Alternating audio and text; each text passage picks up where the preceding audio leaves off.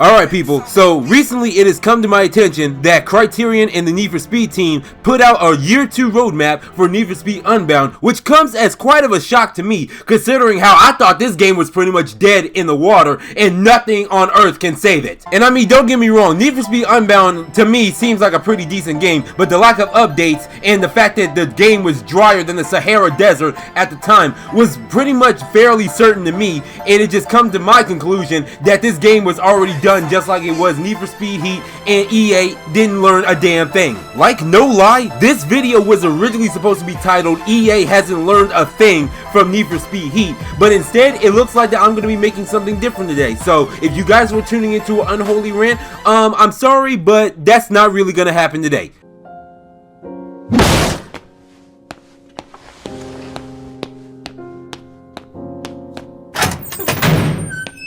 Now first up, we actually have the first update for Need for Speed Unbound, which actually came like 2 days ago for February through April, which was head-to-head with Audi. And if you guys tuned into my walkthrough of Need for Speed Unbound, which I still need to finish, and I think this is actually a good reason to have me go back into it nowadays, like, you guys know that I was disappointed as hell when I found out that Audi was not in the game. And honestly, I thought that they were going to be in the game, but I think that what might have happened was that they just couldn't get the licensing for certain Audi cars in time before the game was actually supposed to be released, so they actually had to make it a DLC or like make it an update or something along those lines, because I know they had to do that before in the past with cars that they couldn't get in until like the very last minute, or they just had to wait until the update comes. But hey, like I always say, it's always better late than never, and now I can finally twin turbo a Audi R8 and turning it into Lil Uzi Vert's Audi R8 that he has IRL. Alright, next up, which is my favorite that I'm going to talk about, is the drift and drag inspired by Need for Speed Underground itself.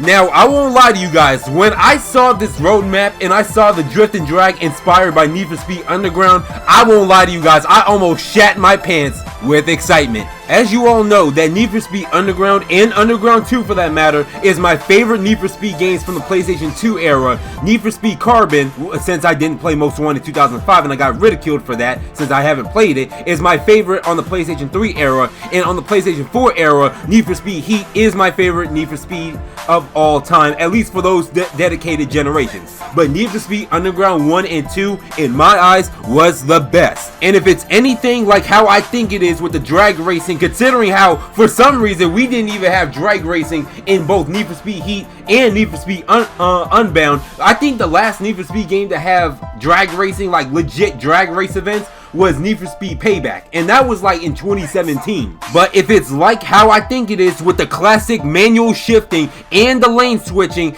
and where if you touch so much as crash into a car the wrong way, you automatically total out and you lose the race, they honestly might have me back with that update alone. By the way, since we're on the topic of drag racing from Need for Speed Underground, I wonder if they're going to bring back the tune shop and the gear ratios from Need for Speed Underground 2, where you can fully customize the gear ratios on your car to perfection to make sure you win certain drag races, because I wasn't the only one that in my childhood that struggled with these drag races and spent so many amount of time in the tune shop trying to customize and perfect my tune and gear ratios to win certain drag races in the game.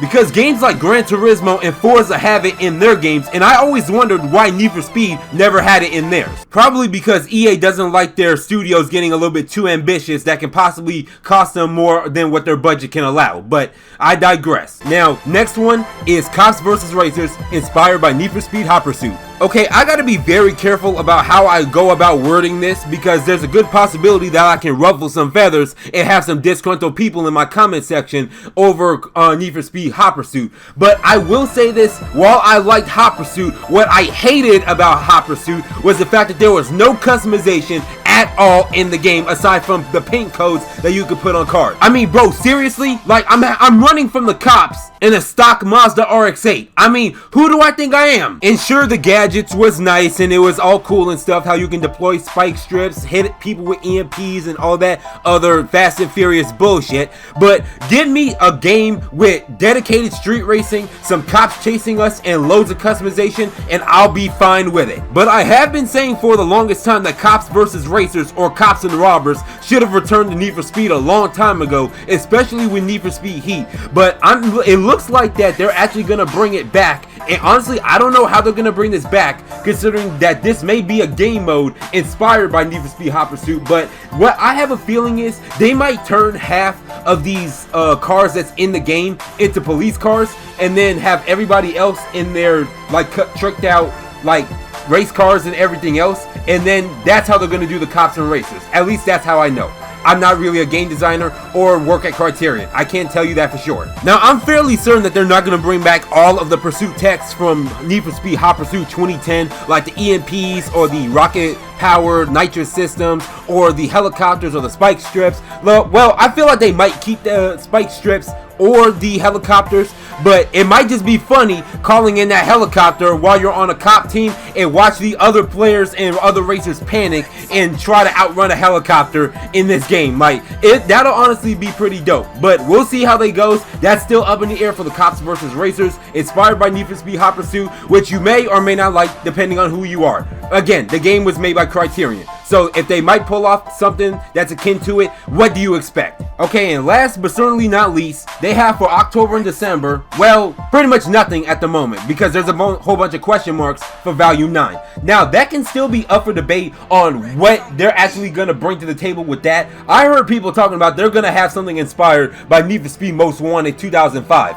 I mean, we'll see what they do, but honestly, I don't know what else could they do. Could they also have returning characters like Anna from Need for Speed Heat, and they can finally like give us some closure on bringing back Need for Speed Heat and have the fact they killed off that game for Battlefield 2042? Yes, I'm still salty about Need for Speed Heat being killed off for Battlefield 2042. God damn it! Man, you stupid bitch!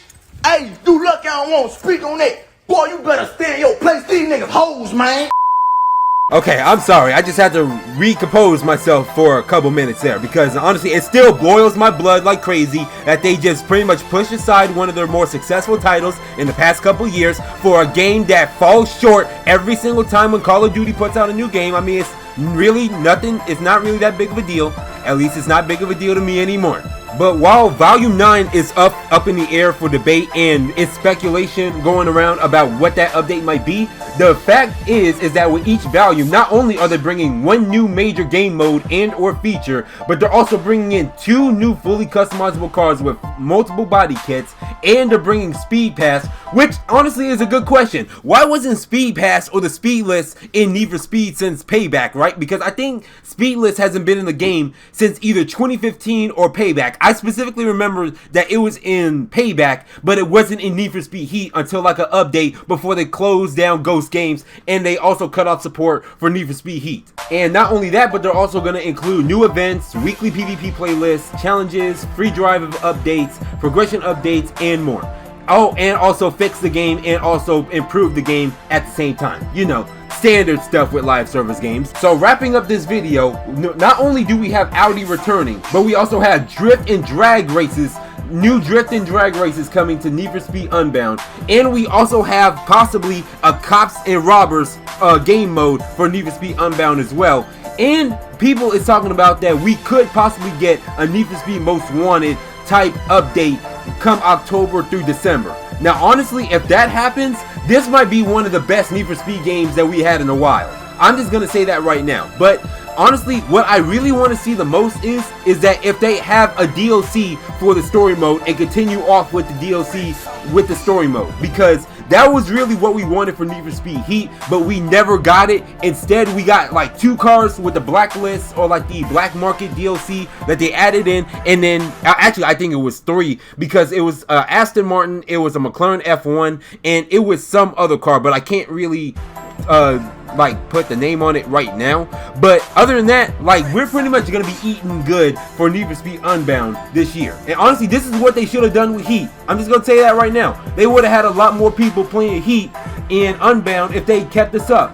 So honestly, and the Need for Speed game doesn't even need to be released every 2 or 3 years anyways. If they have a Need for Speed game for like 3 or 4 years, every 3 or 4 years, and kept up with updates with that, just like they do with Forza, honestly, this might be one of the best games, or like one of the best racing games that you could be playing if they went that route. But overall, I'm actually happy that they're doing this, and it was long overdue, and EA does not have to hear my mouth again about how they killed off another Need for Speed game because they wanted to focus on Battlefield. So I guess all's well that ends well. The end.